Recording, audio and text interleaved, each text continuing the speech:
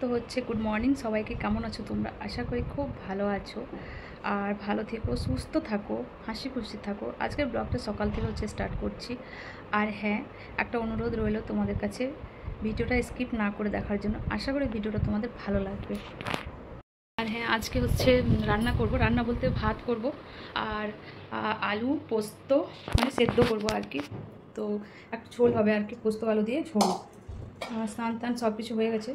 আর হচ্ছে রাজকে তো স্যান্ডউইচ দিয়েছে, আজ থেকে ওর এক্সাম স্টার্ট হয়ে গেছে, তো ওটা নিয়ে গেছে। কিন্তু একবার ভাতটা খেতে পাবো আর কি, তো ভাতটা করে নেবো।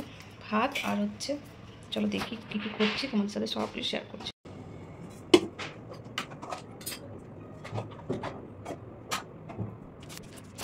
আজকে ভাত করবো, ভাত আর হচ্ছে আলু টমেটো দিয়ে পোস্ত করবো। আচ্ছা, সেদ্ধ করবো, তারপর পোস্তটার সাথে মানে বেশ ভালোভাবে ফুটিয়ে নেবো, কারণ আমাদের তো এখন ওই সেদ্ধ জিনিস খেতে হয়, তো সেদ্ধ ভাতই বলা চলে আর কি। তো আজকে 4 দিন, হ্যাঁ 4 দিন, হ্যাঁ আজকে 4 দিন।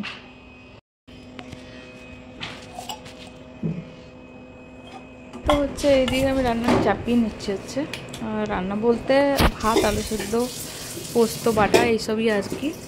তো তাও একটু দেরি হবে, ভাবছি তাড়াতাড়ির মধ্যে করে নিতে হবে, কারণ রাজু চলে আসবে স্কুল থেকে হচ্ছে। তো এদিকে ভাতটা আমি চাপিয়ে দিলাম আর আলু সেদ্ধটাও চাপিয়ে দেবো। তাড়াতাড়ি করে নিলে কি হবে যে মানে যাই হোক, করে খেয়ে নিলে আর ইয়েটা থাকবে না। আর হচ্ছে গ্রামে সবাই খাচ্ছে আজকে, আর সাথে থাকলে তো আর আমাকে করতে হতো না, কিন্তু যেহেতু এত দূরে আছে কিছু করেনি। আর এদিকে জল খেলাম, শুধু জল খেতে নেই, চিনি দিয়ে খেলাম। এরপর হচ্ছে তাড়াতাড়ি সব কিছু করে তারপর বসে বসে সারাদিন নিয়ে যাচ্ছে। তাও যে মানে আজকে ভাতটা খাওয়া যাবে সেটাই একটা বড় ব্যাপার, কারণ আমাদের বাঙালিদের কি হয় না, ভাতটা এক টাইম না হলে না খুব মানে ইয়ে হয়। যাই হোক, 3-4 দিন থেকে অতটাও খিদে লাগছিল না আর কি, কিন্তু তাও ছেলেটা খেতে পাবে সেটাই একটা ভালো জিনিস, যে ও তো খেতে পাবে, না হলে অনেকটাই প্রবলেম হচ্ছিলো। আর এদিকে আলু সেদ্ধ, ভাবলাম মুগ ডাল সেদ্ধ করব, কিন্তু ওটা ভিজাতে ভুলে গেছিলাম। এদিকে আলু টমেটোটা সব টমেটো সিদ্ধ হতে দেবো না, কারণ টমেটো গলে গেলে পুরো জলের সাথে মিক্স হয়ে যাবে। তো টমেটোটা যখন পোস্ত করব তখনই কিন্তু ইয়ে করব, তোমার ওই দেবো আর কি। তাহলে কি হবে না, ভালোই হবে মোটামুটি। আলু সেদ্ধর সাথে পোস্তটাকে দিয়ে ভালোভাবে নেড়ে চেড়ে আর একটু ফুটিয়ে নিলেই হয়ে যাবে, কারণ এটা কিছু করছি না, খালি সেদ্ধ করছি, তো এটা হয়ে যাবে। আর তো হচ্ছে সবথেকে বড়ো ব্যাপার হচ্ছে যে ছেলেটা খেতে পেয়ে যাবে, কারণ ওর খাওয়াতেই সমস্যা হয়। আমরা বড় মানুষ তো সব কিছু করতে পারি আর কি, আর আমাদের মনের অবস্থাও সেরকম আর কি নেই। আর সবথেকে বড়ো ব্যাপার ছিল, আজ আমার হাজব্যান্ডের বার্থডে ছিল আর কি। তো যাই হোক, এইরকম মনস্থিতিতে আর বার্থডে ইয়ে সেলিব্রেশনের আর বলার কিছু নেই আর কি। তাও যাই হোক, ওর জন্মদিন, সব টাইমে কিন্তু সব জিনিসটাই করতে হয়।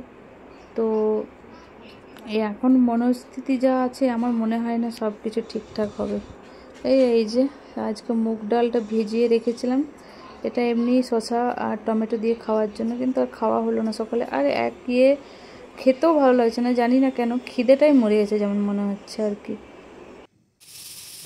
এদিকে ভাতটাও আমার হয়ে গেছে আর কি, ভাতটা আর একটু হবে। ভাতটা হতে মোটামুটি ওই 5 মিনিট থেকে 10 মিনিট লাগে, তার মধ্যে কিন্তু হয়ে যায়। আর এই যে আলু দিয়ে টমেটো দিয়ে পোস্তটা একটু ঝোল করেছে হচ্ছে, সেদ্ধ করে সব একসাথে দিয়ে আর ফুটিয়ে নিয়েছি।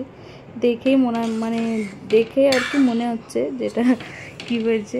যাই হোক, এরকম নিয়ম জানি না যারা দেখছো তাদের মধ্যে কারু থাকে না কি বা আছে জানি না, আমাদের কিন্তু এরকমই নিয়ম।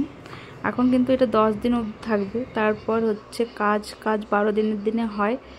তারপর 13 দিন থেকে সব কিছু পাবো আর কি, তেল হলুদ, তারপরে মানে যেগুলো আর কি আমাদের হয়।